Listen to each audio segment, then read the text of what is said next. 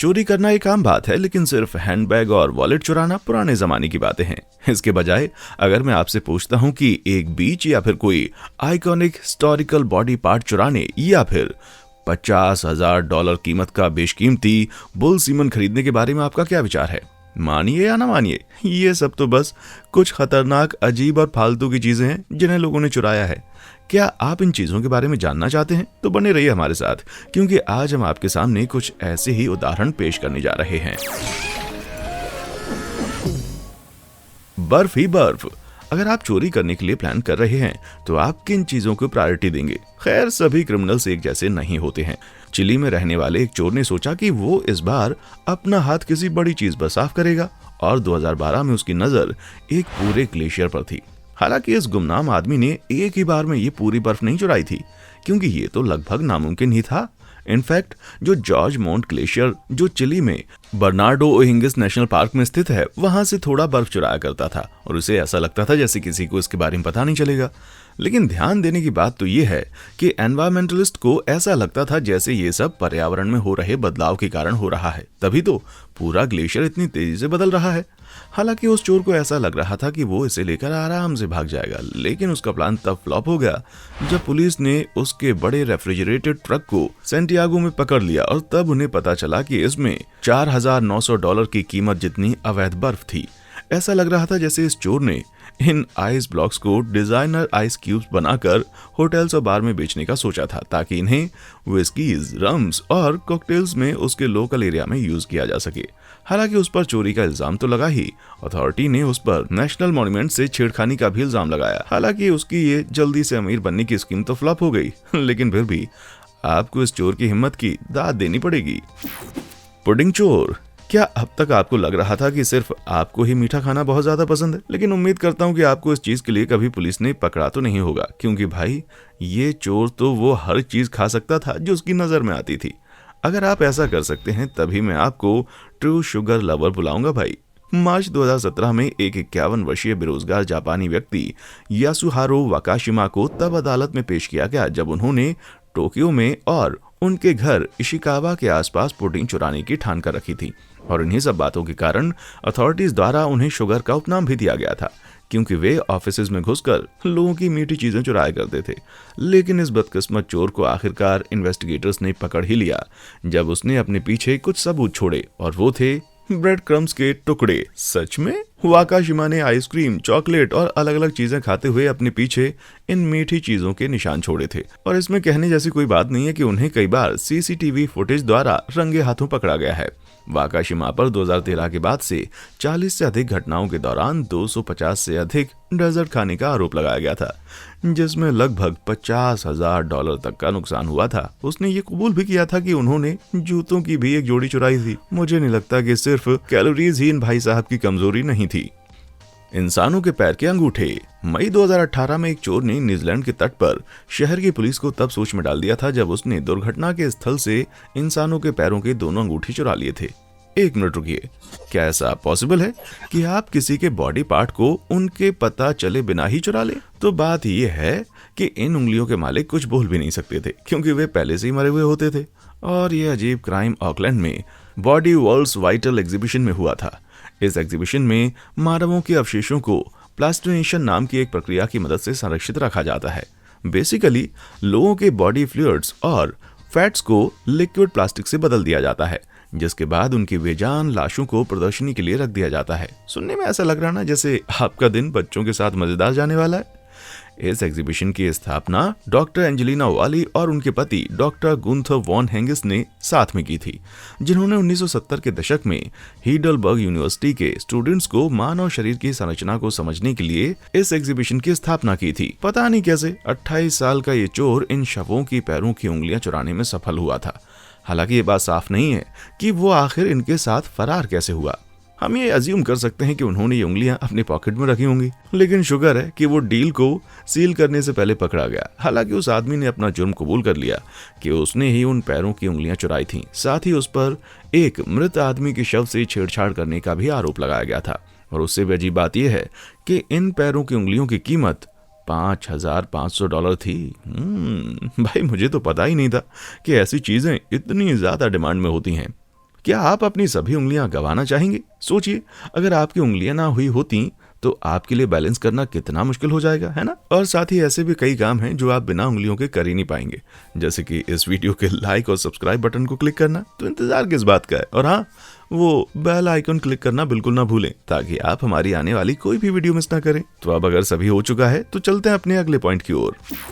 बीच चुराना। सभी चोरियां रातों रात नहीं होती, और अब जिस चोरी के बारे में मैं बात करने जा रहा हूँ, ये सच में किसी बहुत ही महत्वाकांक्षी आदमी ने की है। ये बात है जुलाई 2008 की, जब जमैका के उत्तरी पल्ली ट्रिनावली में पुलिस को एक अजीब घटना के बारे में बताया गया। वो बात ये थी कि एक बीच रहस्यमय तरीके से गायब हो रहा था। जिस बीच की हम बात कर रहे हैं वो कोरल स्प्रिंग्स में स्थित था, और कभी ये सफेद रेत का 400 मीटर लंबा एक सुंदर दृश्य था, जो जल्दी ही $108 मिलियन की लागत वाले एक रिजॉर्ट का हिस्सा बन जाएगा। लेकिन इससे पहले कि डेवलपर्स इस प्रोजेक्ट को कंप्लीट कर सकें, उन्हें पता चल गया था कि उनके पास से कुछ बहुत ही जरूरी चीजें चुराई जा रही थीं।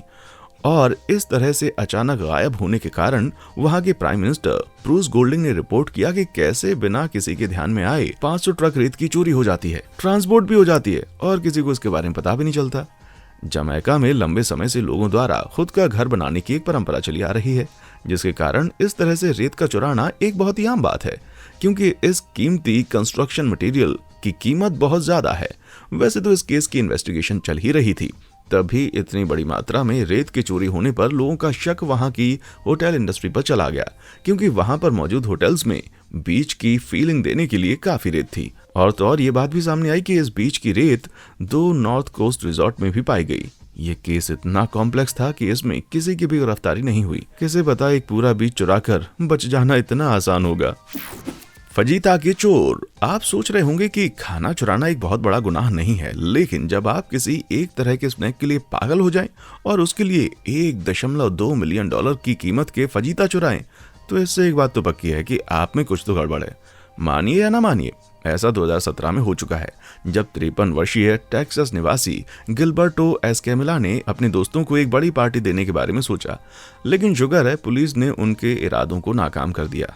मजाक कर रहा हूँ यार, ये तो बस एक जल्दी से अमीर होने वाली स्कीम थी। इसकी शुरुआत तब हुई जब स्कैमिला को पहली बार 2008 में सैन बेनिटो टेक्सास शहर में Darrell B Hester juvenile detention center में नियुक्त किया गया था, और आने वाले 9 सालों में स्कैमिला ने काफी पैसे जमा कर लिए थे, जिससे वो फजीताज को खरीदकर अपने प्रॉफिट के लिए बेच सकें। हालांकि अगस्त 2017 में उनका ये प्लान फेल हो गया, जब लैबेट फूड सर्विस के डिलीवरी ड्राइवर ने डिटेंशन सेंटर के किचन एम्प्लॉइज को फोन करके ये बताया कि उनकी 800 पाउंड की डिलीवरी वहां मेन गेट के सामने आ गई है। और तभी इस बल्क ऑर्डर के कारण सभी को संदेह हो गया था, क्योंकि फजीता यहाँ के बच्चों के खाने के मेन्यू में तो शामिल ही नहीं था। लेकिन ड्राइवर ने इस बात पर जोर दिया कि वो इस सेंटर पर 2008 से डिलीवरी कर रहा है। तभी इस स्पाइसी स्नैक के निशान इन्वेस्टिगेटर्स को स्कैमिला की ओर ले आए। तभी उसने कबूल किया कि चीजें उसके कंट्रोल के बाहर थीं और उसे इसके बारे में कुछ भी नहीं पता। नौकरी से निकाले जाने के बाद जब उसके घर की तलाशी ली गई तो पुलिस को उसके फ्रिज में फजीताज के बहुत सारे पैकेट मिले। तब स्कैमिला ने अपना जुर्म कबूल किया और उसे आने वाले 50 सालों के लिए सजा सुनाई गई। मुझे डाउट है कि उसके खाने के मेन्यू में फजीता शामिल होंगे क्या।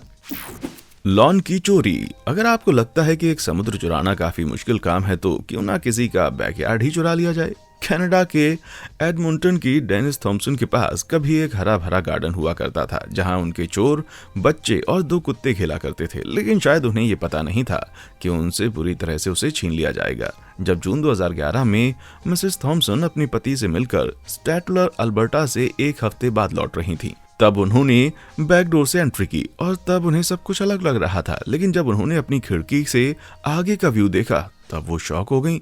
मतलब ये समझे कि आपके उनको बेहोशी छा गई। जिस सुंदर दृश्य पर वो अब तक गर्व कर रही थी, वो अब पूरी तरह से मिट्टी में विलीन हो गया था और उन्हें घास का नामो निशान तक नजर नहीं आ रहा था। शॉक होकर थॉम्सन ने पड़ोसियों को बुलाया, जिन्होंने कहा कि पिछले हफ्ते उन्होंने यहाँ पर एक सफेद ट्रक पार्क की हुई देखी थी, लेकिन दिन के समय में ऐसा काम कौन करेगा।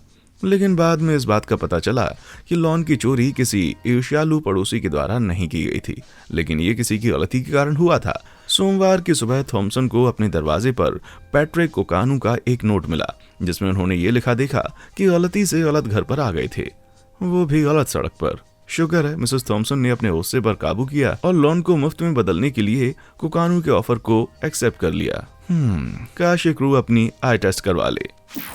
नेपोलियन के दीवाने। सच में किसी के पैरों की उंगलियां चुरा लेना काफी अजीब बात है, लेकिन अगर मैं आपको बताऊं कि कभी कुख्यात सैन्य नेता नेपोलियन ने अपने खुद के ही ताज के हीरे को चुराने के लिए कहा था। कहानी कुछ इस तरह से है कि इस ऐतिहासिक लिंक को सबसे पहली बार तब चुराया गया था जब नेपोलियन के नाराज डॉक्टर फ्रांसिस्को एंटोमार्ची ने 1821 में अपनी शव परीक्षा के दौरान इसे काट दिया था और फिर अब एंजिस पॉल विग्राली नामक एक पुजारी को दे दिया था, जिन्होंने इसे कोर्सिका में स्मगल कर दिया था। उस समय नेपोलियन की इस कीमती चीज ने काफी ख्याति प्राप्त कर ली थी। जब प्रीस्ट की हत्या हुई तो ये बॉडी पार्ट 1916 में ब्रिटिश कलेक्टर के हाथ आया, क्योंकि फ्रेंच गवर्नमेंट ने इसे खरीदने से ठुकरा दिया था। आने वाले 50 सालों में इसे पब्लिक को देखने के लिए प्रदर्शनी में रखा गया और जब 1927 में इसे न्यूयॉर्क में प्रदर्शनी में रखा गया तब इसे एक अमेरिकन बुक डीलर द्वारा खरीद लिया गया था, जिसके बाद 1977 में न्यू जर्सी के मूत्र रोग विशेषज्ञ और प्रोफेसर जॉन के लैटिमर ने फैसला किया कि वो इसे $3000 में खरीद लेंगे। वो इस चुराए हुए जेनेटिकल्स की ओर बाकियों का ध्यान नहीं आकर्षित करना चाहते थे, इसलिए उन्होंने इसे अपने बेड के नीचे छुपा दिया। लेकिन जब 30 सालों बाद उनकी मौत हो गई तब ये लिंग उनके बेटे के हाथ 2007 में लगा, और क्योंकि इसे ठीक तरह से संरक्षित नहीं किया गया था, जिन्होंने भी इस लिंग को देखा है उनका कहना है कि देखने में लेदर के टुकड़े जैसा या फिर सूखी हुई ईल मछली या फिर बीफ जैसा है। अभी तो ये सब कुछ काफी नहीं था कि लोगों ने इसका माप भी लेना शुरू कर दिया और कहा कि ये लगभग 1.5 इंच जितना ही है, बट ये तो 2 सदी पहले मरे इंसान को ह्यूमिलेट करने जैसा है। फिर भी ऐसी अफवाहें हैं कि लैटिमर को इस बॉडी पार्ट के लिए $1,00,000 ऑफर किए गए थे। वाह, क्या इन्वेस्टमेंट डील है भाई। इतिहास का मशहूर दिमाग। 18 अप्रैल 1955 की सुबह जीनियस अल्बर्ट आइंस्टाइन की मौत हॉस्पिटल में हो गई थी, लेकिन मरने से पहले कुछ शब्द जर्मन भाषा में उन्होंने बोले थे। लेकिन प्रिंसटन हॉस्पिटल की नर्स को जर्मन नहीं आने के कारण उनके ये आखिरी शब्द हम तक नहीं पहुंचे, लेकिन उनके आखिरी शब्द ही हमारे लिए सबसे बड़ा नुकसान नहीं था। डॉक्टर थॉमस हार्वे, जिन्होंने इस शव की ऑटोप्सी की थी, उन्होंने आइंस्टाइन की मौत के पीछे का कारण पता लगाने के लिए हद ही कर दी जब उन्होंने उनका ब्रेन रिसर्च करने के लिए बाहर निकाल लिया था, और तो और इसे अपने प्राइवेट कलेक्शन में शामिल कर लिया। अगले ही दिन आइंस्टाइन के बेटे हेंज अल्बर्ट को यह एहसास हो गया था कि कॉफिन में मौजूद उनके पिता के शरीर के साथ कुछ तो छेड़छाड़ की गई है। शायद उनके ब्रेन को साइंटिफिक स्टडी के लिए निकाल लिया गया है। डॉक्टर हार्वे ने हेंज अल्बर्ट को यह कहकर मना लिया था कि अगर वे उन्हें उनके ब्रेन को स्टडी करने दें तो इससे उनकी प्रतिभा के बारे में जानकारी हासिल हो सकती है। लेकिन धीरे धीरे हफ्ते महीनों में बदलने लगे और महीने सालों में अभी तक कोई भी साइंटिफिक पेपर हमारे सामने नहीं आए थे। लोग उनके ब्रेन को शायद भूल भी गए थे और शायद लोगों ने ये मान लिया था कि इसे चोरी कर लिया गया है। 1978 में युवा रिपोर्टर स्टीवन लेवी ने हार्वे को विचिटा कैंसस में ढूंढ निकाला और वहां उससे पता लगा कि उसने ये ब्रेन पिछले 25 सालों से बियर कूलर के नीचे या तो मेसन जार या फिर साइडर बॉक्स में अपने पास जमा करके रखा था। लेकिन बाद में पता चला कि ये ब्रेन उनके लिए किसी बैड लक से कम नहीं था, क्योंकि उन्होंने इसके कारण अपनी नौकरी, अपनी शादी और अपना करियर भी खो दिया था। बाद में इस ब्रेन को 240 टुकड़ों में काट दिया गया और इसे दुनिया भर के रिसर्चर्स के पास भेजा जाने लगा। आज के दिनों में अगर आप इसे ढूंढना चाहते हैं तो ये आपको फिलाडेल्फिया के मटर संग्रहालय में देखने को मिल सकता है। और जहां तक बात है आइंस्टाइन के इंटेलिजेंस सीक्रेट की, वो तो अभी भी एक सीक्रेट ही है। ईटी घर वापस लौट आया। कई लोगों को उनके चोरी होने या उनकी कोई कीमती चीजें चोरी हो जाने का डर होता है। बदकिस्मती से 76 साल की दादी मार्गरेट वेल्स के लिए उनका ये डर हकीकत में बदल गया जब सितंबर 2011 में उनके घर में कुछ चोर घुस आए। लेकिन वो एक ऐसी चीज चुरा कर ले गए जिसकी कोई कल्पना भी नहीं कर सकता। उन चोरों को जिसमें दिलचस्पी थी, वो चीज ना तो उनके गहने थे और ना ही उनके बेशकीमती चाइना का कप सेट, बल्कि वो चुरा कर ले गए सन 1982 में स्टीवन स्पिलबर्ग द्वारा निर्देशित हॉलीवुड ब्लॉकबस्टर फिल्म ईटी में दिखाए गए उस एलियन की प्रतिकृति जो कि उनके घर में रखी हुई थी।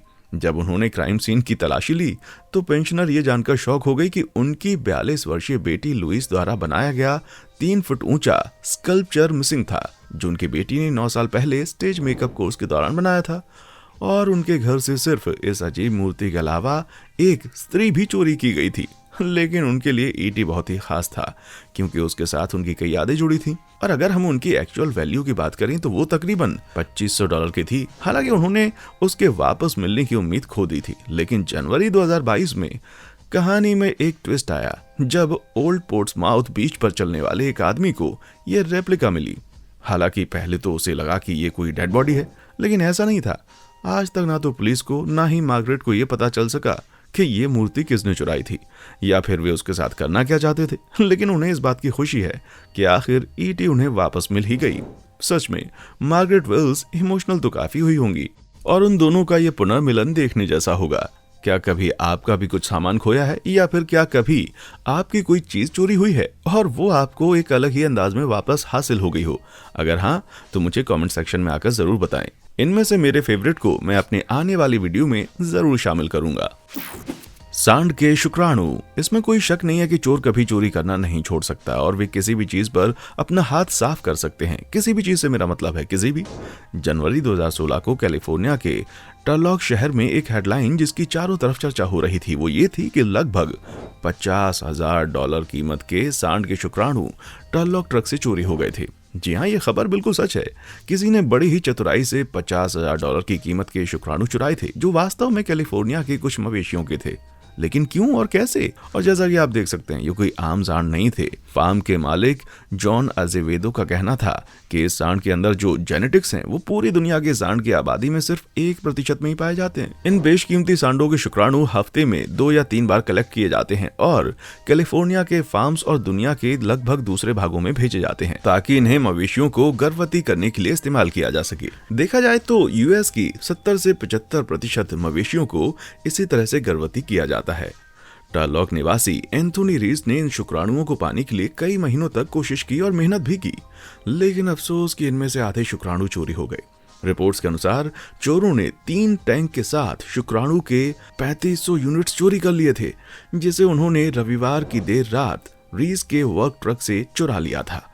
देखा जाए तो इनसे तकरीबन 1000 से भी ज्यादा मवेशियों को गर्भवती किया जा सकता है। हालांकि इस बात का पता नहीं है कि उन्होंने इस ट्रक को खाली कैसे किया होगा, क्योंकि इन फ्रोजन शुक्राणुओं को अगर प्रोफेशनल्स द्वारा हैंडल नहीं किया गया तो 320 डिग्री फ़ारेनहाइट पर रखे लिक्विड नाइट्रोजन में ये शुक्राणु खतरनाक साबित हो सकते हैं। इसमें कोई शक नहीं है कि 2016 में गायों का बेबी शावर कम हुआ था।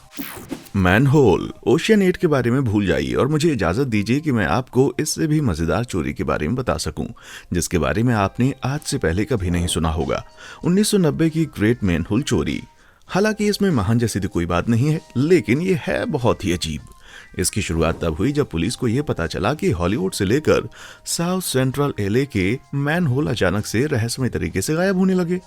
शुरुआत में तो लोगों का ये कहना था कि ये काम किसी टीनेज म्यूटेंट निंजा टर्टल के कॉस्प्लेइंग मेगा प्रशंसकों का होगा जो इन मैनहोल्स को शेल्फ की तरह इस्तेमाल करने के लिए चोरी करते थे, ठीक उसी तरह जैसे इन्हें शो में इस्तेमाल किया जाता है। ये तो अच्छा है कि सच्चाई जुर्म से लड़ने वाले इन टर्टल ब्रदर की कहानी से बहुत ही अलग है, लेकिन इस तरह से इन 185 ढक्कनों को चुराना, जिनमें से हर एक का वजन 400 पाउंड है, ये किसी भी इंसान के लिए किसी बड़ी उपलब्धि से कम नहीं है।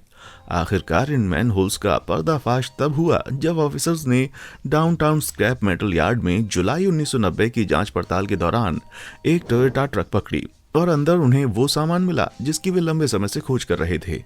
वो थे मैनहोल के ढक्कन, जिन्हें कटबोर्ड और बेड के फ्रेम के नीचे छुपाया गया था। इसमें 2 संदिग्धों को पकड़ा गया था, जिनमें से पहला था 23 साल का एंटोनियो लोपेज और 19 साल का एफ्रेन डी लियोन बेरियोस, जिन पर ढक्कनों को चुराकर मात्र $75 में लॉन्ग बीच एवेन्यू पर डाउनटाउन मेटल सेंटर में बेचने का इल्जाम लगा था। स्क्रैप डीलर के मुताबिक ये चोर इससे 30 गुना ज्यादा पैसे कमा सकते थे, और वो भी लीगली, अगर वे एल्यूमिनियम सॉफ्ट ड्रिंक कैंस को रिसाइकिल करते, क्योंकि आयरन की कीमत उस वक्त सिर्फ 3 सेंट प्रति पाउंड थी। अगली बार और मेहनत करना भाई। मछली चुराना।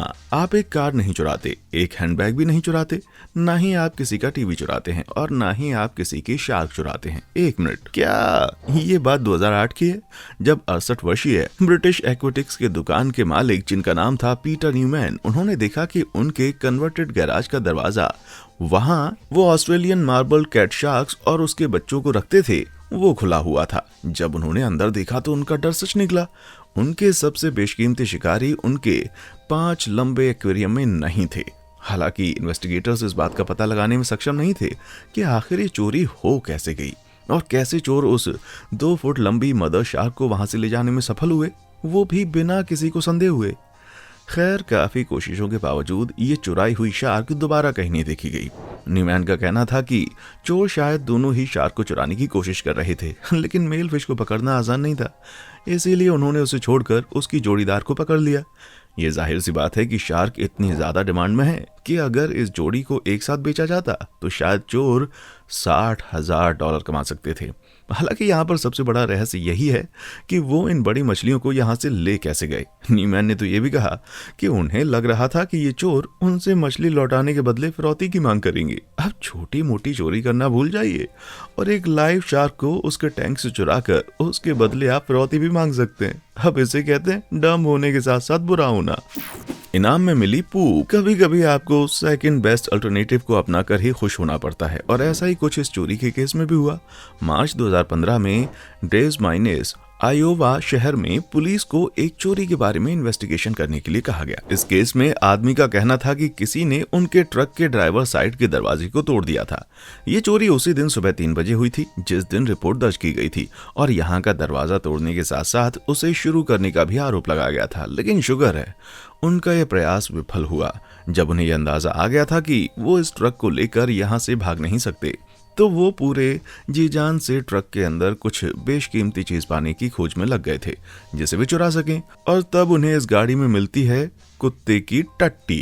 हालांकि पुलिस वालों ने चोरों के बारे में पता लगाने की काफी कोशिश की, लेकिन उनके बारे में कुछ भी पता नहीं चल पाया और अगर पता लग भी जाता तो भी उन पर 3rd डिग्री चार्जेस लगाए जाएंगे। वहीं इस पूप की कीमत बस $1 थी। उम्मीद है कि इस क्रिमिनल मास्टरमाइंड को जल्दी ही न्याय मिला होगा, इससे पहले कि वो दोबारा चोरी करने के बारे में सोचे।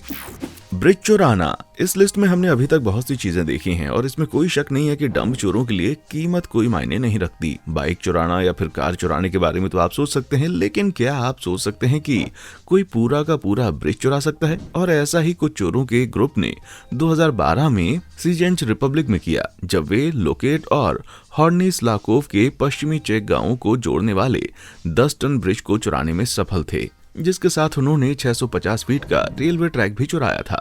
अब आप पूछेंगे कि भला ये कैसे पॉसिबल है? तो चोरों ने पुलिस को फर्जी डॉक्यूमेंट्स दिखाए थे और खुद को उन लोगों की तरह प्रदर्शित किया था जो इस जगह पर रैगिंग करके नया साइकिलिंग ट्रैक बनाने वाले थे। इसके बाद इस समूह ने इस ब्रिज को क्रेन की मदद से डिसमेंटल किया और ये लोग शायद इसे किसी कबाड़ खाने में बेचने वाले थे। SZDC के हिसाब से वो कंपनी जो कि सीजेंच रेलवे इंफ्रास्ट्रक्चर संचालन करती है, इस चुराए हुए मेटल की कीमत $6,300 है। वहीं रेलवे के प्रवक्ता पावेल का कहना है कि अगर हम इस ब्रिज को दोबारा बनाना चाहते हैं तो इसका खर्च लाखों में होगा। सच में ये यहाँ रहने वाले लोगों के लिए किसी बुरी खबर से कम नहीं है। किसने कहा कि सभी चोर शातिर दिमाग वाले होते हैं? लेकिन आपको इन बंदों की तारीफ करनी चाहिए। अगर आपको लगता है किसी का गार्डन चुराना या फिर ब्रिज चुराना कोई बड़ी बात नहीं है तो आपको हमारे आने वाले वीडियोस जरूर चेक करने चाहिए। तो क्यों ना आप एक बार क्लिक करें, क्योंकि आपको डिसअपॉइंट नहीं करूंगा मैं, इसलिए हमारे वीडियोस जरूर देखें। देखने के लिए शुक्रिया।